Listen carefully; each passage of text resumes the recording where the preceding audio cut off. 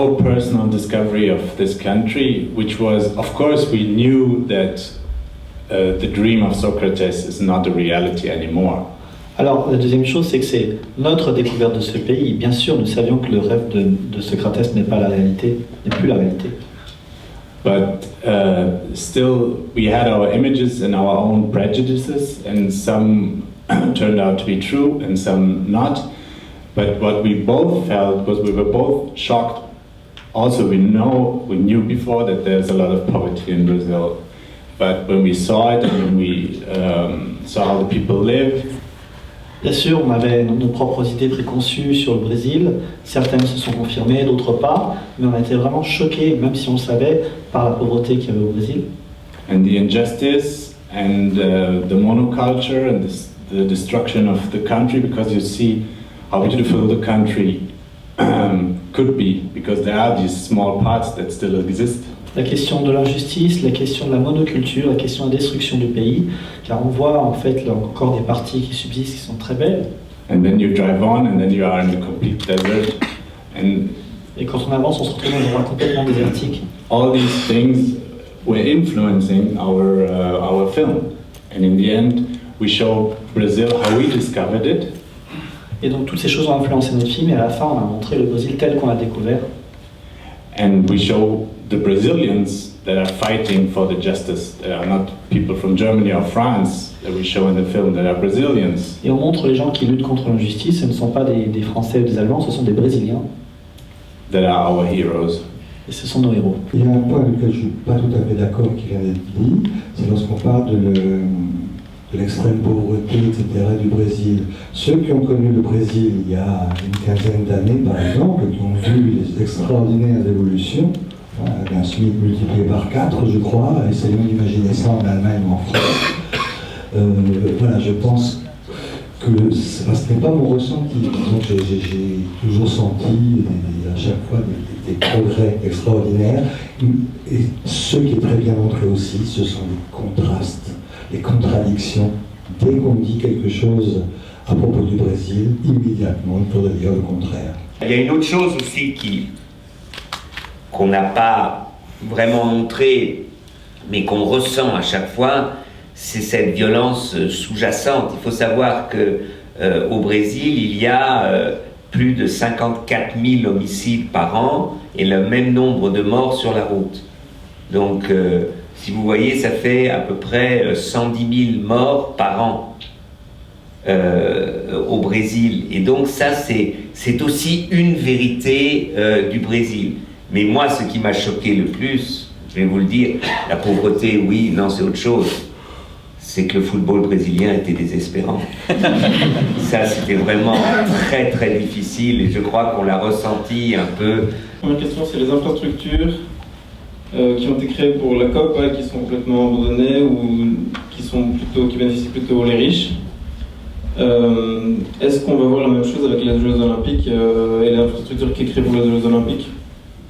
Est-ce que ça va suffire aussi, le moment d'euphorie, pour oublier toutes les pauvretés, les inégalités que vous avez décrites? Et qu'est-ce qui va se passer après? Et qu'est-ce que vous pensez du fait que des engagements du Brésil à l'ONU et de l'impact que ça pourrait avoir au niveau de la COP21, de la puissance d'un pays des BRICS et de ce qu'il compte faire? Le Brésil et la COP21, oui, mais malheureusement, Dilma a beaucoup de problèmes en ce moment et le poids de ce gouvernement qui est quand même extrêmement affaibli sera difficile. Le Brésil ne pourra pas être, disons, à la tête des BRICS. Ils ont dit qu'il faut un effort, Dilma a fait un effort sur l'Amazonie, etc.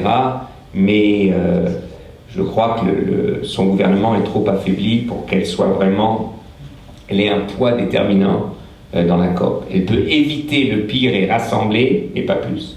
Quand on est arrivé à Rio, avant de partir, la première semaine, on a eu des tas de discussions avec des intellectuels qui nous ont dit il y aura d'énormes manifestations pendant la Coupe du Monde. Objectivement, c'est la même situation que la Coupe des Confédérations. Objectivement, il n'y a aucune raison que ça ne redémarre pas. Et la moindre question un peu sceptique de dire oui, mais non. Et pour la simple raison que, aujourd'hui, après coup, à la Coupe des Confédérations, tout le monde peut vous expliquer que c'était absolument évident qu'il y aurait des manifestations. Mais une semaine avant, personne n'aurait pu vous dire qu'il y aura des manifestations. Ils ont été eux-mêmes surpris par l'ampleur des manifestations.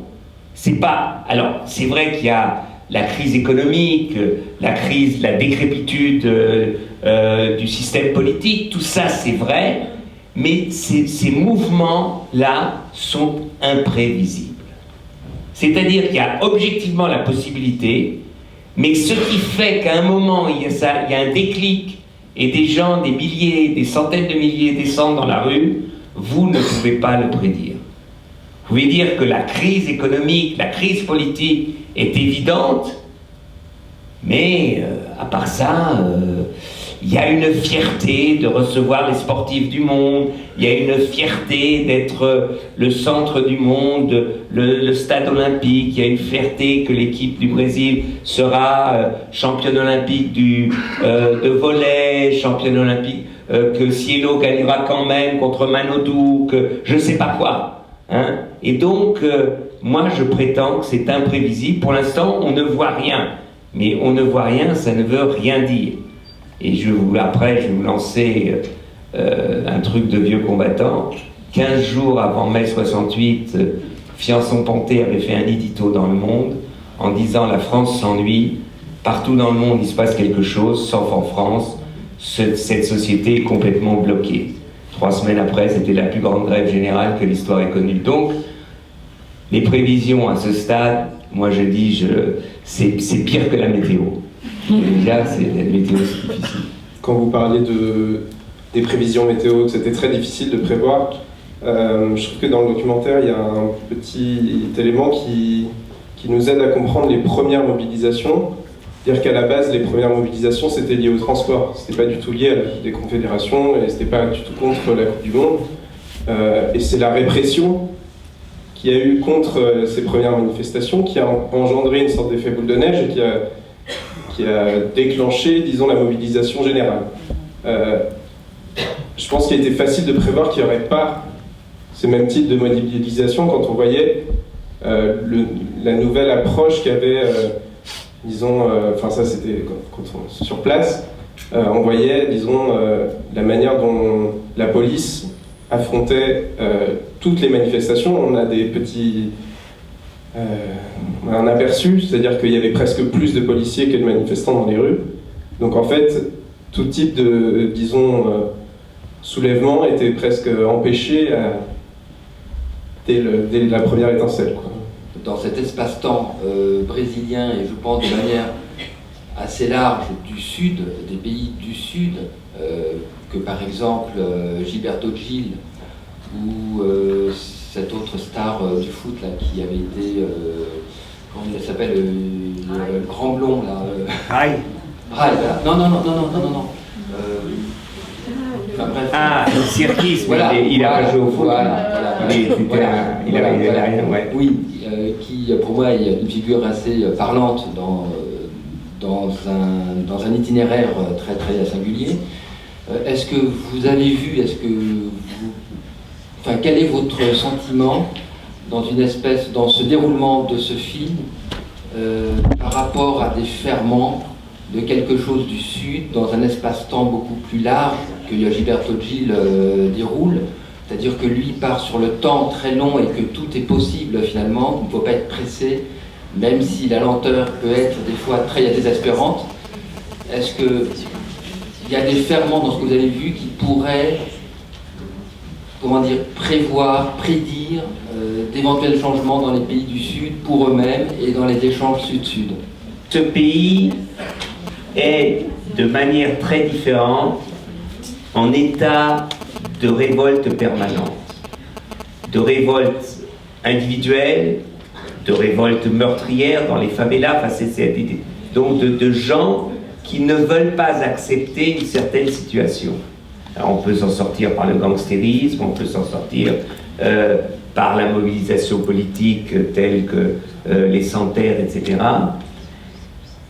Mais il est tellement grand qu'on a l'impression que ces foyers dont vous en parlez sont extrêmement isolés.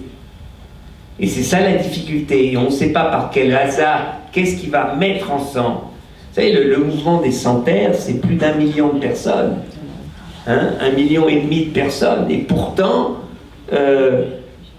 aujourd'hui, si vous voulez, les immenses manifestations, ce sont les classes moyennes. On dit que c'est des manifestations de droite.